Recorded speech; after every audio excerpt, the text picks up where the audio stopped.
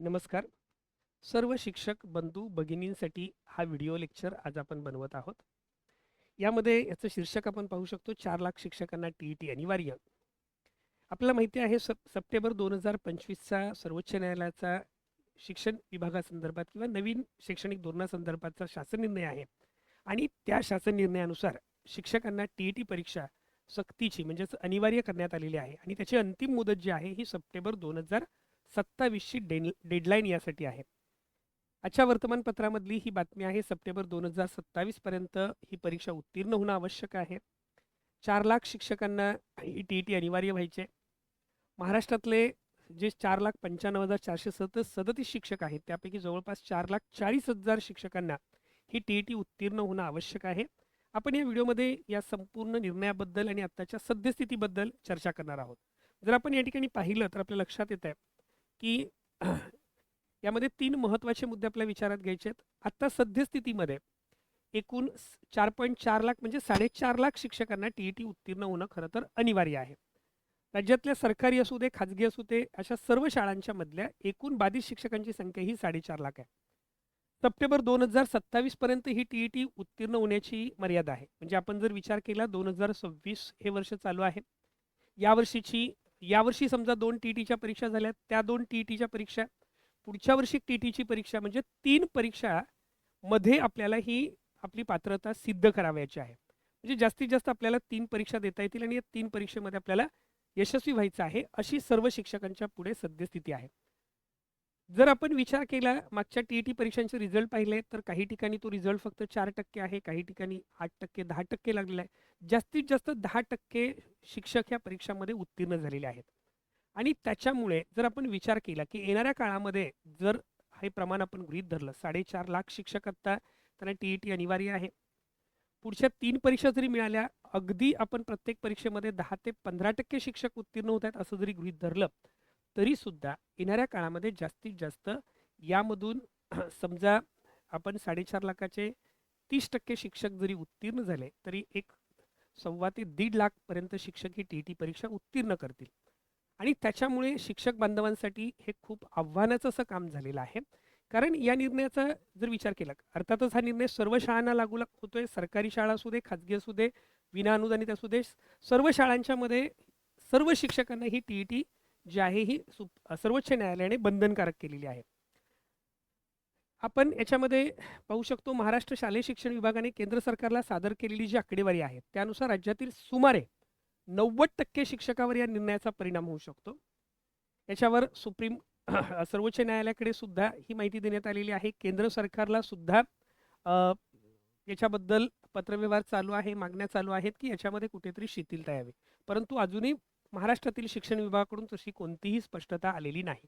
कारण सरतेशेवटी तो निर्णय सर्वोच्च न्यायालयाचा असल्यामुळे याच्यामध्ये अजूनही काही स्पष्टता आलेली नाही. सर्वोच्च न्यायालयाने सप्टेंबर 2025 मध्ये दिलेल्या निर्णयाच्या तर राज्यात अंमलबजावणी होत असून शिक्षकांना त्यांची नोकरी टिकवण्यासाठी ही पात्रता मिळवणं अत्यावश्यक झालेलं आहे.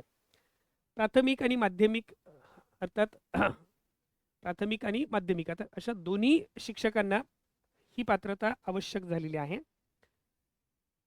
आपण जर विचार केला तर सद्यस्थितीला राज्यातील एकूण शिक्षक संख्या जी आहे ही 4,95,437 आहे.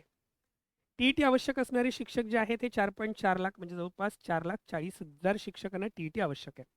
50 वर्षावरील शिक्षक जे आहेत हे 1.1 लाख आहेत.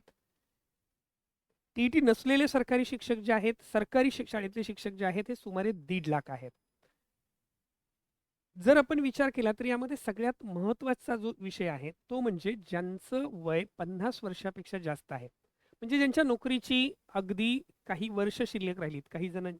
काही शिक्षकांची 4 वर्ष असतील, काही जणांची 6 वर्ष असतील. ह्या सर्वांना सुद्धा ही टीईटी परीक्षा देणं अनिवार्य आहे. अन्यथा या शिक्षकांच्या बाबतीत त्यांना सक्तीची निवृत्ती होऊ शकते किंवा नोकरी गमावण्याची भीती त्यांच्यामध्ये निर्माण झालेली आहे. तर अशा सर्वांसाठी ही जी टीईटी परीक्षा आहे ही टीईटी परीक्षा देणं अनिवार्य असल्यामुळे ह्या टीईटी परीक्षेमुळे साहजिकच सर्वच शिक्षक बंधू भगिनी जे आहेत ह्या अतिशय गोंधळलेल्या अवस्थेमध्ये आहेत. या बाबतीत नक्की काय करावं, आपल्याला आशा वाटते की याच्यामध्ये काहीतरी शिथिलता मिळेल. पण जवळपास जो सुप्रीम कोर्टाचा जो निर्णय आहे त्याची डेडलाईन आहे ती दिवसेंदिवस जवळ येत आहे आपल्याजवळ इनमीन 3 परीक्षा आपल्याला मिळू शकतात. त्यामुळे खरं तर हे सर्वांसाठीच जीवन मरणाचा प्रश्न झालेला आहे, की ही परीक्षा पण उत्तीर्ण होणं आवश्यक आहे. यामध्ये जर आपण सद्यस्थितीत विचार केला तर एक साधारणपणे 10% शिक्षक असे असतील, की ज्यांना टी-ई-टीमधून सवलत मिळालेली आहे किंवा ते आधीच पात्र आहेत. पण 90% शिक्षकांना ही परीक्षा द्यावयाची आहे. राज्यातल्या बहुतांश शिक्षकांना आता नियमावलीनुसार पात्रता मिळवावी लागणार आहे, ही वस्तुस्थिती आहे. कारण सप्टेंबर 2025चा निर्णय आहे. 2026 वर्ष चालू आहे. सप्टेंबर 2027 ही त्याची डेडलाईन आहे. परीक्षा उत्तीर्ण होण्याची अंतिम मुदत आहे. साहजिकच महाराष्ट्रातील बहुतेक शिक्षण तज्ज्ञांचं मत आहे, की गुणवत्तापूर्ण शिक्षणासाठी ही जी पात्रता परीक्षा आहे ही आवश्यक आहे. हे बरोबर आहे. परंतु यामध्ये सगळ्यात महत्त्वाचा मुद्दा, की अनुभवी शिक्षकांच्या नोकरीचं संरक्षण ही तितकंच महत्त्वाचं आहे. एवढे वर्ष जर त्यांनी नोकरी केलेली आहे, तर ते अनुभवसंपन्न शिक्षक आहेत. त्यांच्या बाबतीत तरी शिथिलता मिळावी असं बऱ्याच शिक्षण तज्ज्ञांचं मत आहे. तर अशा पद्धतीने ही टी-ई-टी परीक्षेची वस्तुस्थिती आहे.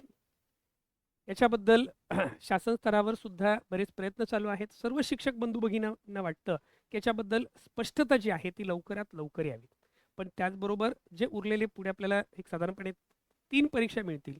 या परीक्षेमध्ये आपण जास्तीत जास्त प्रयत्न करून ही टी-ई-टी परीक्षा उत्तीर्ण व्हावी आणि आपण या परीक्षेसाठी पात्र व्हावं, हे खरं तर मला गरजेचं वाटतं.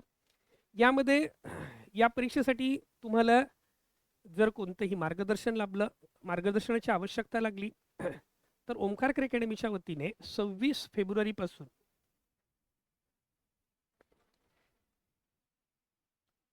26 फेब्रुवारी 2026 पासून ओमकार अकॅडमीच्या वतीने टी-ई-टी परीक्षेसाठी स्पेशल लाईव्ह बॅचेस सुरू होत आहेत. म्हणजेच ऑनलाईन बॅचेस असतील. रात्री 8 ते 10 ही वेळ असेल. दररोज 2 तास लेक्चर होतील. हे लेक्चर लाईव्ह स्वरूपामध्ये होतील. लाईव्ह प्लस रेकॉर्डेड स्वरूपात असतील. सर्व विषय यामध्ये तुमचे कव्हर करून घेतले जातील. जवळपास आतापर्यंतचे सगळे पी-वाय-क्यू सोडून घेतले जातील. पण त्याचबरोबर प्रत्येक विषयाचे कमीत कमी 1500 प्रश्न या हिशोबाने तुमचे पी-वाय-क्यू बरोबरच जे संभाव्य प्रश्न आहेत ते सुद्धा या कोर्समध्ये सोडवून घेतली जातील. जेणेकरून तुम्हाला 100% यश मिळेल या दृष्टीने आमच्याकडून प्रयत्न केले जातील. 26 फेब्रुवारी 2026 पासून ही आपली बॅच जी आहे ही सुरू होत आहे. ज्या शिक्षक बांधवांना या मार्गदर्शन वर्गाचा लाभ घ्यायचा असेल त्या शिक्षक बांधवांनी 9870480875 या क्रमांकावर फोन करा. ओमकार अकॅडमीचं ॲप्लिकेशन जे आहे हे प्ले स्टोअरवर जाऊन डाउनलोड करा आणि त्यामध्ये जो टी-ई-टीसाठी जो कोर्स आहे तो कोर्स त्या कोर्सवर आपली प्रवेश प्रक्रिया पूर्ण करा आणि 26 फेब्रुवारीपासून या परीक्षेच्या तयारीसाठी सर्वांनी सुसज्ज व्हा. सर्व शिक्षक बंधू भगिनींना टी-ई-टी परीक्षेसाठी खूप खूप शुभेच्छा. धन्यवाद.